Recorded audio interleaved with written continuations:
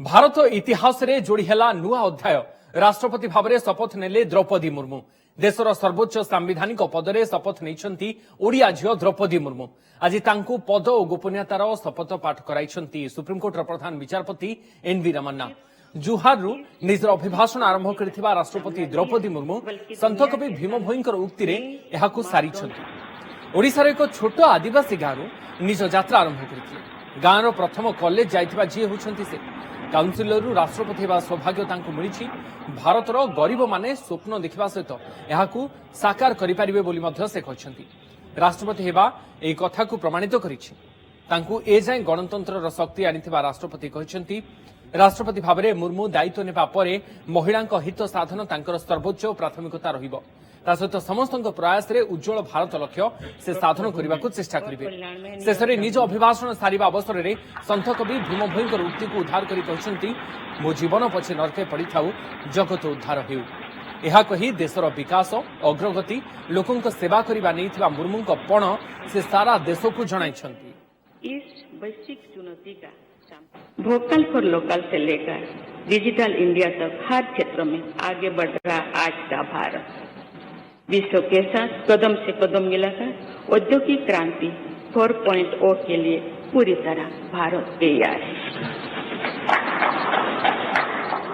Record संख्या में बन रहे स्टार्टअप्स में नए इनोवेशंस में दूर सुदूर क्षेत्रों में डिजिटल टेक्नोलॉजी की स्वीकार्यता में भारत के युवाओं की बड़ी भूमिका है।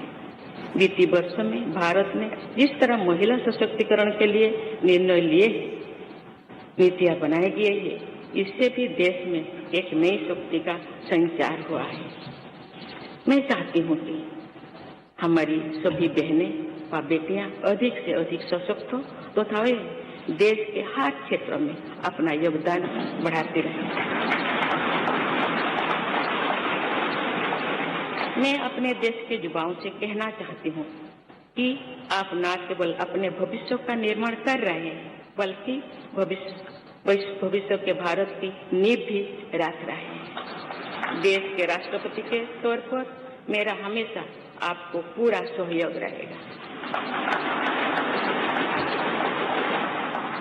देवियों और सूर्य विकास और प्रगतिशीलता का अर्थ निरंतर आगे बढ़ना होता है, लेकिन साथ ही अपने अतीत का ज्ञान भी उतना ही आवश्यक है। आज जो विश्व सस्टेनेबल प्लैनेट की बात कर रहे हैं तो उसमें भारत की प्राचीन परंपरा हमारे अतीत की सस्टेनेबल लाइफस्टाइल की भूमिका और बढ़ जाती है। मेरा जन्म तो उस जनजातीय परंपरा से हुआ है जिसने हजारों वर्ष से प्रकृति के साथ तालमेल बनाकर जीवन को आगे बढ़ाया है। मैंने जंगल और जलाशयों के महत्व को अपने जीवन में महसूस किया है। हम प्रकृति से जरूरी संसाधन लेते हैं और उतनी ही श्रद्धा से प्रकृति से सेवा भी करते हैं। यहाँ संवेदनशीलता का आज वैश्विक अनिवार्यता बन गया है। मुझे इस बात की प्रसन्नता है कि भारत पर्यावरण संरक्षण के क्षेत्र में विश्व का मार्गदर्शक बन रहा है।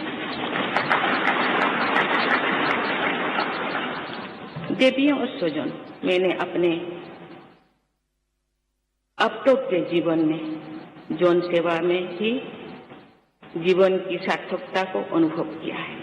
श्री जगन्नाथ क्षेत्र के एक प्रख्यात कवि भीम भोई जी की कविता की एक पंक्ति है, मो जीवन पछे नरके पड़ी थाउ जगत उद्धार।